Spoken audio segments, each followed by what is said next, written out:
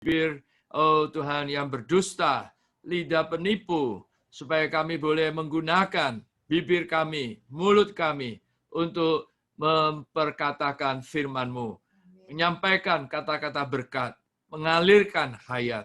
Tuhan, malam ini kiranya Kau juga memberkati melalui presentasi, sehingga kami juga bisa sama-sama belajar untuk membangun anak-anak kami, keturunan ilahi yang Kau titipkan bagi kami, supaya kami boleh membangun mereka menjadi generasi yang dipersiapkan, yang diperlengkapi bagi kepentingan-Mu. Di dalam nama Tuhan Yesus, amin. Saudara-saudari, malam ini sengaja kami mengundang Ibu Lisha. Saudari kita adalah pensiunan kepala sekolah dari salah satu sekolah swasta yang terkenal di Jakarta. Maka saya berharap melalui presentasi saudari kita sama-sama bisa menggali pengalamannya dan itu bisa memberkati kiranya setiap keluarga yang malam ini hadir di sidang SPKMA online. Maka saya mengundang Ibu Lisha untuk segera berbagi kepada kita semua. Amin.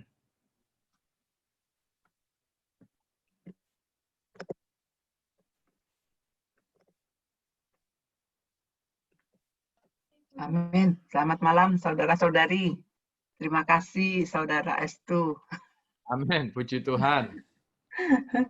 Ya. Ya, sebenarnya cukup berat ya buat saya. Karena sudah lama tidak bergumulin dalam bidang ini gitu loh. Ya. Ya, tapi karena ya ini semua karena berkat Tuhan, jadinya malam ini saya mau mencoba untuk berbagilah ya, berbagi pengalaman dan berbagi firman yang saya dapatkan dari Tuhan kita. Amin. Jadi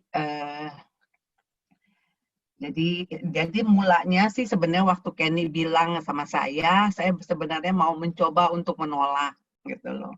Tapi ketika saya membaca satu buku yang berjudul Harus Berjaga-jaga dan Waspada. Nah, di situ kan ada satu pertanyaan aneh ya, yang firman di Matius 22 ayat 23 sampai 29. Pertanyaan yang aneh lah, yang tidak mungkin itu hanya untuk mencobai Tuhan kita gitu. Nah, di situ saya melihat dari firman itu, saya melihat di bawahnya itu satu firman lagi yang baik, yang bagus gitu loh. Yang saya pikir ini bisa juga dibuat untuk untuk kita semua. Nah, itu. Kemudian dikatakan dalam buku itu bahwa itu anak-anak Allah, kenapa terjadi pertanyaan-pertanyaan aneh itu? Karena anak-anak Allah kurang mengerti Alkitab dan kuasa Allah.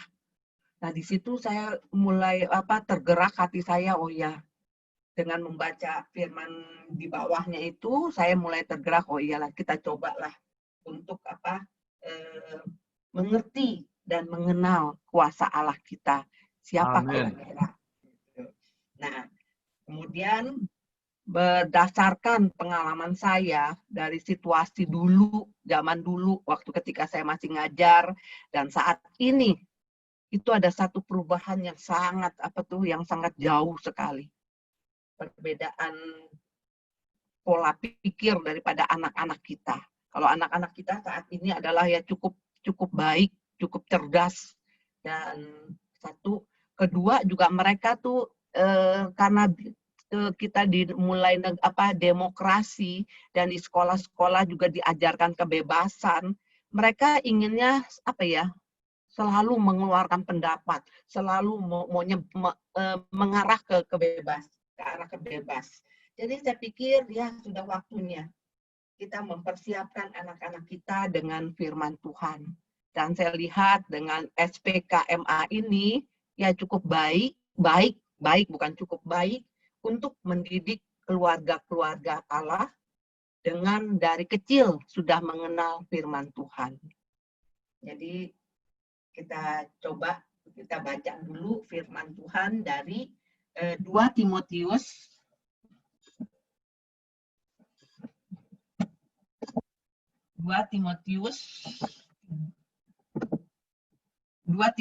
3 ayat 16. Dikatakan di dalam ayat tersebut, segala tulisan yang diilhamkan Allah memang bermanfaat untuk mengajar. Ya, untuk mengajar dan mengajar atau mendidik, untuk menyatakan kesalahan, untuk juga memperbaiki kelakuan dan untuk mendidik orang dalam kebenaran. Nah, firman itu mengatakan seperti itu. Ya mungkin saudara-saudari bisa membaca juga ayat ini untuk kita kenal, kita ingat gitu loh, bahwa semua tulisan yang diilhamkan Allah bermanfaat untuk mengajar, untuk menyatakan kesalahan, untuk memperbaiki kelakuan, dan untuk mendidik orang dalam kebenaran. Ya, itu firman itu yang kita ambil, yang kita mau coba untuk apa? Untuk kita share, untuk saya sharekan kepada saudara-saudari. Nah, lalu dari ayat ini yang kita baca ini, kira-kira Bapak Ibu percaya tidak? Bukan Bapak Ibu saja, bukan bukan saudara-saudari saja yang mendidik anak-anak, ya, mendidik anak-anak, tapi Tuhan kita kira-kira mendidik juga tidak kepada kita semua. Ya, pasti Tuhan mendidik kita, ya. Tuhan melaksanakan, yaitu mengajar kita, kemudian menyatakan kesalahan kita, kemudian memperbaiki kelakuan kita, mendidik kita dalam segala kebenaran. Karena tadi pagi kebetulan saya ikut sidang saudari, dan kebetulan di dalam buku kita membahas buku tentang Kristus adalah hayat kita dan hikmat kita. Kemudian dikatakan juga Allah Kristus itu juga menjadi keadil benaran kita. Nah, itu juga dari sidang saudari tadi, saya tuh tambah dikuatkan kembali untuk saya membawakan presentasi ini kepada saudara-saudari. Sebenarnya semalam tuh saya udah mau mundur. Saya bingung apa yang harus saya berikan gitu ya. Ini semuanya keluarga anak-anak Allah semua. Apa nanti? Jadi saya bingung juga. Tapi tadi ketika sidang saudari itu, di situ dikatakan bahwa Allah memberikan Kristus kepada kita sebagai hayat. Kemudian Kristus juga sebagai hikmatnya kita. Saat kita menghadapi kesulitan, saat kita tidak bisa berbicara, saat kita menghadapi satu situasi yang kita tidak bisa memecahkannya, Kristus bisa sebagai hikmat kita. Dan Kristus juga sebagai keadil benaran kita juga. Wow, di situ saya sangat ternyata Tuhan benar-benar memang memberi kesempatan kepada saya untuk membicarakan hal ini gitu loh. Jadi saya ditambah dikuatkan kembali gitu. Nah, kalau Tuhan mengajar, menyatakan kesalahan, memperbaiki kelakuan, mendidik orang dalam kebenaran, itu kita beruntung sekali. Karena kita mempunyai Allah yang lemah lembut, Allah yang rendah hati, Allah yang penuh kasih. Jadi kita kalau dididik sama Allah, pasti dengan apa dinyatakannya melalui ayat, melalui situasi, melalui di hati nurani, sangat lembut dan sangat manis akhirnya. Tapi kita juga kan sebagai orang tua, kita juga mengajar. Kita juga menyatakan kesalahan kepada anak-anak. Kita juga memperbaiki kelakuan mereka. Kita juga mendidik mereka dalam kebenaran. Tapi cara kita yang berbeda dengan Allah kita. Cara kita pasti kadang-kadang dengan emosi dan dengan alamiah kita. Kalau kita nggak sabar lagi, kita bisa memukulnya. Nah, itulah perbedaannya antara Allah dengan kita. Ya. Nah, sekarang kita sebagai anak-anak Allah, kira-kira cara yang kita ambil, mau kita memakai emosi atau dengan cara Allah. Itu adalah pilihan daripada keluarga masing-masing. Cara Allah atau cara alamiah. Ya, alamiah kita. Kadang-kadang alamiah kita juga bisa berbuat baik loh. Berbuat baik, berbuat sayang, tapi kasih atau sayang yang kita berikan itu kadang-kala tidak cukup yang dirasakan, yang kita keluarkan. Ya. Nah, yang tidak cukup. Nah, coba kita belajar, mengajar kepada anak-anak didik kita dengan kasih. Ya, dengan kasih. Saya punya pengalaman ini, pengalaman yang kasih.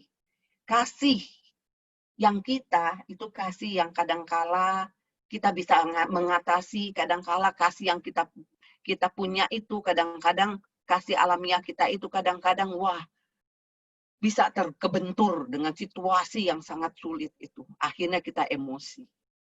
Nah, suatu hari, saya bercerita dulu, Tuhan memberikan kepada saya suatu hikmat yang baik. Yaitu saya mengalami suatu persoalan yang cukup cukup mengecewakan saya, sehingga saya agak sulit sekali memaafkan atau menerima keadaan seperti ini. Tapi anak saya pernah berkata, "Ma, kalau Mama pakai kasih yang Mama punya, itu nggak akan bisa mengatasi situasi seperti itu," katanya. "Tapi cobalah pakai kasih Allah." Oh, saya lagi ingat. Iya ya, Tuhan memberikan kepada kita permulaan ketika kita menerima Kristus sebagai Tuhan dan Juru Selamat kita, pada awalnya adalah karena kasih. Ya, kasih itu sudah diberikan kepada saya. Lalu akhirnya saya berdoa, Tuhan, secara manusia saya tidak bisa memakai kasih yang saya punya. Tapi saya mau mencoba memakai kasih yang Engkau berikan kepada saya untuk mengatasi situasi saya. Ya, hari itu saya terus mengucapkan kata Tuhan, saya memakai kasih-Mu Tuhan untuk melewati hari ini dengan situasi yang seperti ini. Ternyata hari itu berjalan dengan baik, dengan manis, tanpa ada sesuatu yang yang menyulitkan. Di situ saya merasakan, iya ternyata tuh saya mampu ya melewatkan hari ini dengan situasi yang berbeda gitu, yang saya bisa nerima keadaan itu. Oh, di situ saya baru sadar ternyata Tuhan kita tuh baik, Tuhan kita tuh lembut. Dia memberikan tanpa kita tanpa kita ngomong-ngomong nih aku berikan atau ini tidak, tapi itu semua berjalan dengan baik. Tuhan atur semuanya berjalan dengan baik. Dan sampai sekarang setiap pagi saya bilang, Tuhan, saya mau hari ini saya berjalan dengan kasih-Mu. Bukan dengan kasih saya, tapi dengan kasih-Mu. Nah, begitu juga saudara-saudari, cobalah kita belajar mengatasi anak kita dari hari lepas hari. Bukan dengan emosi, bukan dengan alamiah kita. Tapi kasih yang Allah telah berikan kepada kita semua ketika kita menerima Kristus sebagai Tuhan dan Juru Selamat kita. Di situ kalau kita memakai kasih itu, wah hari itu anak-anak kita kelihatannya manis sekali. Ya, itu bisa kita coba. Karena Tuhan mengajar kita dengan apa? Dengan kasih. Begitu juga kita coba untuk mengajar mereka, mendidik mereka dengan kasih. Kasih yang daripada Tuhan sendiri. Dan kedua, yaitu memberi teladan. Memberi teladan kepada anak-anak. Memberi contoh kepada mereka. Kira-kira bagaimana ya? Nah, misalnya kalau saudara-saudari atau papa mama menginginkan anak-anaknya tidak menjerit atau tidak berkata dengan suara yang baik, belajarlah untuk berkata-kata juga dengan baik, dengan sopan, dengan lemah lembut. Pasti lama-lama anak itu terbiasa dengan suara yang apa? Yang lembut. Kemudian contoh yang kedua, misalnya misalnya memberi teladan, misalnya dengan contoh-contoh yang baik, sehingga dengan kata lain anak-anak kita pasti ngikutin kita, karena anak-anak kita tuh kadang-kadang kalau anak-anak masih kecil, mereka tuh seperti sifatnya itu seperti maaf nih, seperti monyet gitu loh. Kalau monyet kan kadang-kadang apapun yang itu selalu diikutin. Begitu juga anak-anak. Kalau kita melakukan sesuatu yang ini, dia mau mencoba mengikuti. Dia pikir baik gitu. Kok papa saya melakukan begini, saya juga mau coba. Nah, karena kita harus memberi teladan kepada anak-anak. Karena anak-anak itu sedang mencari mana yang baik dan mana yang bisa dia terapkan sehari lepas sehari. Ya, lalu yang selanjutnya adalah menghargai. Nah, ini yang perlu Bapak Ibu, ya, saudara-saudari, menghargai. Saya tuh punya pengalaman indah bersama Tuhan, yaitu menghargai. Yang menghargai. Kadangkala orang tua, karena merasa orang tua sama anak-anak itu kurang menghargai. Serasa seperti itu. Tapi di sini Tuhan kita aja, Tuhan itu menghargai manusia loh. Menghargai kita. Padahal Tuhan memberikan kepada kita itu satu kebebasan memilih. Satu kebebasan memilih. Tapi Tuhan tidak memakai kebebasan itu sebagai, ayo kamu pasti harus. Tidak. Tuhan menginginkan dengan Tuhan memberikan kebebasan, Tuhan menginginkan manusia-manusia itu memilih Tuhan sendiri dengan kebebasan, bukan dengan paksaan. Duh, saya membaca buku itu, aduh saya sangat, Tuhan kami itu sangat luar biasa. Dia tuh menginginkan dari hati kita memilih Tuhan. Dari kebebasan yang Tuhan berikan itu, yaitu hati kita memilih Tuhan sendiri. Nah, begitu juga kita belajar menghargai anak-anak. Walaupun itu anak kita, walaupun dia masih kecil, kita belajar menghargai dia. Belajar menghargai. Setiap segala sesuatu yang dia buat, kita belajar untuk menghargai. Ya, contoh menghargai mungkin satu, ya, misalnya kalau ada anak berbuat salah, kadang-kadang di depan teman dia berbuat salah, atau di depan orang tua. Kalau kadang-kadang kan banyak orang, ada tamu atau ada apa, kadang-kadang kan anak suka rada-rada over gitu loh, membuat begini, membuat perhatian lah. Kalau kita marahin dia atau kita bentak, dia pasti marah, dia pasti akan melawan. Nah, itu harga dirinya itu dia tersinggung. Jadi kita kita coba tahan dulu, lalu nanti kita kasih tahu penjelasan kenapa mama marah dengan itu, kenapa kamu dilarang. Kita kasih penjelasan sehingga dia bisa mengerti. Nah, bisa mengerti. Akhirnya setelah dia mengerti, dia baru menerima bahwa memang dia salah. Dan saya juga punya pengalaman menghargai ini. Saya cerita dulu ya. Jadi ceritanya satu hari saya tuh punya kesalahan. Yaitu ketika saya memasak, itu saya kurang serai, bumbu dapur serai. Lalu saya tuh matiin dulu kompornya, saya berusaha nyari tukang sayur untuk membeli serai. Nah, tapi ternyata keluar depan dekat rumah tidak ada tukang sayur. Waduh, saya bingung juga, waduh kalau nggak enak nih sayur kalau nggak pakai serai. Lalu akhirnya saya cari-cari nggak ada. Di tengah saya mencari, saya bertemu dengan pohon serai tanaman orang. Tanaman orang. Lalu, aduh, apa saya ambil, apa saya beli melalui orang ini, gimana ya? Akhirnya nyari-nyari, nggak ada juga tukang serai. Lalu saya datengin rumah itu. Bu, ini rumah dia serai siapa ya, Bu? Saya kepengen beli serai ini, bilang gitu. Oh, itu bukan saya punya. Lalu akhirnya ada ada orang bilang, ambil aja lah Bu, nggak ada yang punya, kata gitu. Akhirnya dengan terpaksa saya mengambil serai itu, saya cabut satu, saya bawa pulang ke rumah. Ketika saya cuci, saya masak sayur itu, berkata-katalah hati saya. Di dalam hati, di Adam nurani saya berkata, saya diingatkan cerita tentang cara Tuhan dengan cara alamiah gitu loh.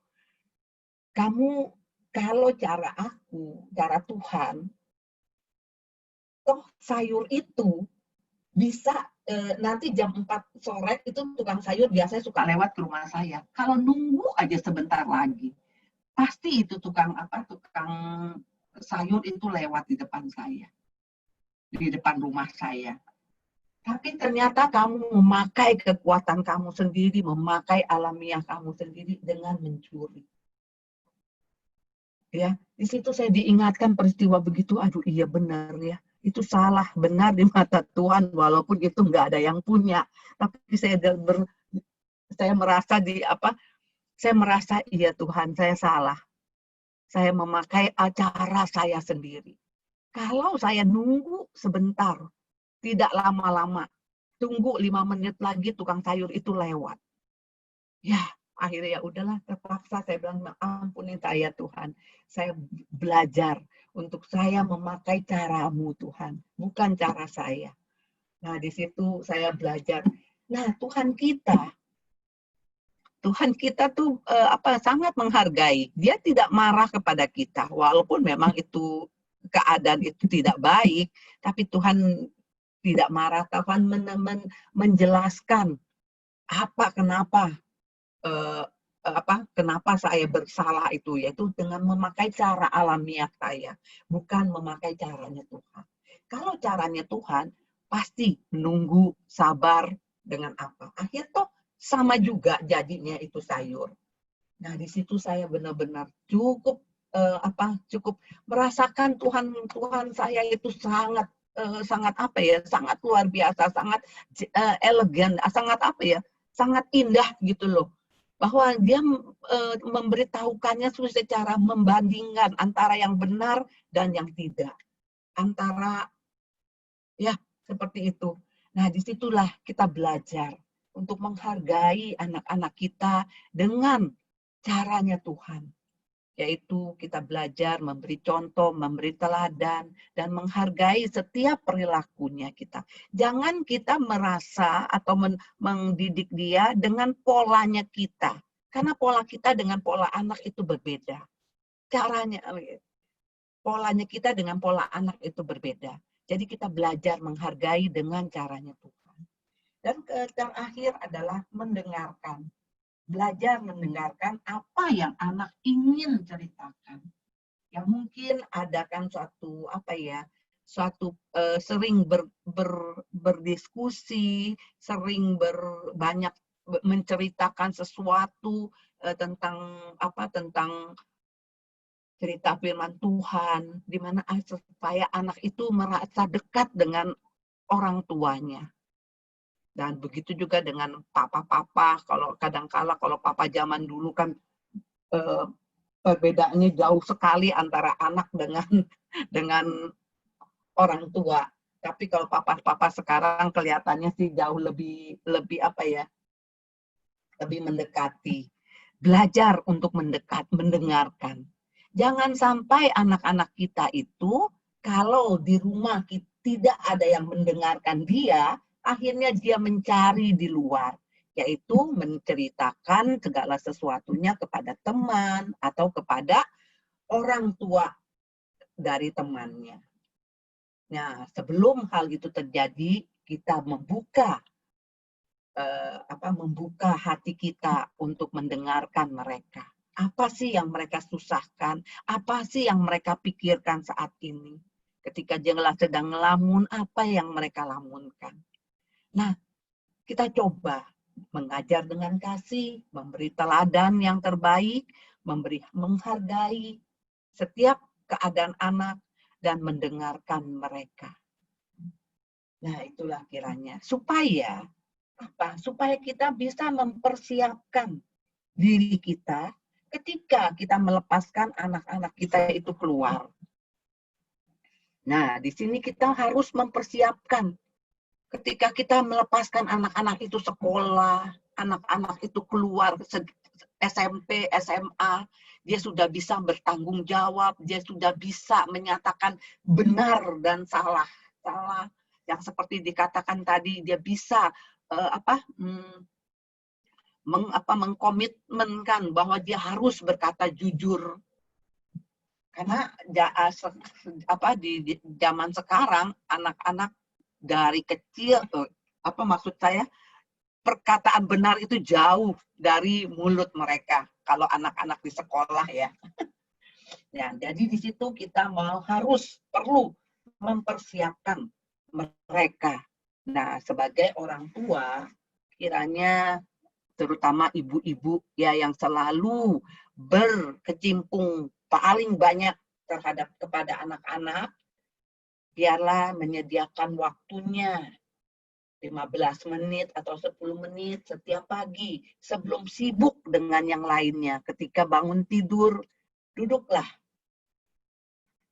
Datang kepada Tuhan, mempersiapkan hati kita, mempersiapkan waktu kita untuk menikmati kasih Tuhan yang manis, yang indah, supaya kita dikuatkan untuk seharian bersama-sama dengan anak kita. Nah, setiap hari kalau kita melakukan seperti itu, wah, hati kita bertambah kuat dan anak-anak juga akan senang. Ya, kemudian kita doakan anak-anak kita agar mereka terlindung dan terjaga dalam Tuhan. Nah, selesai kita bersama Tuhan, kita baru urusin anak-anak kita. Kenapa saya memberikan saran seperti ini? Karena saya punya pengalaman terhadap anak-anak saya. Ketika saya bekerja dan anak-anak saya masih kecil, waktu saya itu tidak ada. Jadi anak-anak diurus oleh pembantu, ya, dan pulang baru dengan anak-anak saya. Dan waktu saya bersama anak-anak juga mungkin jarang, ketika menjelang malam dan tidur saja. Gitu. Nah, tapi di situ setiap pagi saya tidak lupa mendoakan mereka. Karena saya secara manusia tidak bisa menjaga mereka. Walaupun di dalam rumah, saya juga tidak bisa. Apalagi mereka di luar dan saya di tempat pekerjaan. Jadi saya serahkan kepada Tuhan. Tuhan, tolong Engkau jaga anak-anak saya. Supaya mereka dijaga kesehatannya, dijaga segala sesuatunya. Nah, ternyata setelah masih kecil mereka jarang mungkin cerita segala sesuatu. Setelah saya gede, setelah selesai semua, saya pensiun, anak-anak baru bercerita kepada saya. Mereka dibully ketika sekolah bersama dengan teman-temannya. Waduh, di situ hati saya merasa, oh ternyata anak saya tuh dibully juga, anak kepala sekolah juga dibully. Di situ saya merasa, oh Tuhan, saya cukup sedih ya. Tapi walaupun dia dibully dan cukup sakit hati, cukup kecewa dengan keadaan seperti itu, tapi Tuhan menjaga dia Dengan keadaan yang seperti begitu sakit hati dan kecewa, dia tidak bisa cerita kepada saya, dia tidak bisa cerita kepada papahnya, tapi dia berdoa kepada Tuhan. Berdoa, dia datang kepada Tuhan, Tuhan tolong saya. Ya, dia berdoa, dia menyelesaikannya secara Tuhan. Nah, di situ saya benar-benar merasa benar ya. Ketika kita menyerahkan kepada Tuhan, Tuhan tuh bertanggung jawab atas penyerahan tersebut. Sehingga anak-anak saya ketika dibully, ketika kecewa, Tuhan yang menghibur mereka. Tuhan yang memberikan jalan keluarnya. Dan Tuhan yang menguatkan hati dia dalam menghadapi situasi dan kondisi keadaan seperti itu. Oh, di situ saya bersyukur, Tuhan, terima kasih saya mempunyai Allah seperti Engkau. Allah yang begitu bertanggung jawab, Allah yang begitu luar biasa. Nah, di situ kita siap tidak melepaskan anak-anak kita. Nah, mulai dari sekarang biarlah kita mempersiapkan mereka dengan firman Tuhan, dengan doa kita setiap hari untuk mempersembahkan anak-anak kita kepada Tuhan, supaya kelak ketika mereka menghadapi situasi dunia yang makin lama bukan makin baik, bukan makin benar, tidak. Situasi dunia yang makin lama makin tidak meyakinkan, anak-anak kita bisa dengan dengan tough, dengan struggle dia bisa menjalankannya dengan baik, bisa menyerahkan segala sesuatunya kepada Tuhan. Nah, itulah yang kita inginkan ketika dia keluar dari rumah, ketika dia berjalan, biarlah dia menyelesaikan sekolahnya, biarlah dia berjalan bersama Tuhan. Ya. Nah, itu dan kemudian yang ini, kita juga harus mengenali sifat anak-anak dan kita harus mendekati mereka sesuai sifat mereka. Bagaimana mengenali sifat anak-anaknya? Banyak itu sifat-sifatnya ya itu. Tapi kita coba aja lihat yang simple dulu, yaitu secara sosial. Dia bisa tidak, tinggi tidak, matang tidak sosialnya. Ketika dia matang sosialnya, dia mudah bergaul dengan siapa saja. Dia bisa menerima situasinya. Bisa dia bergaul. Tapi ada anak yang tingkat sosialnya itu rendah, lalu selalu memakai perasaannya.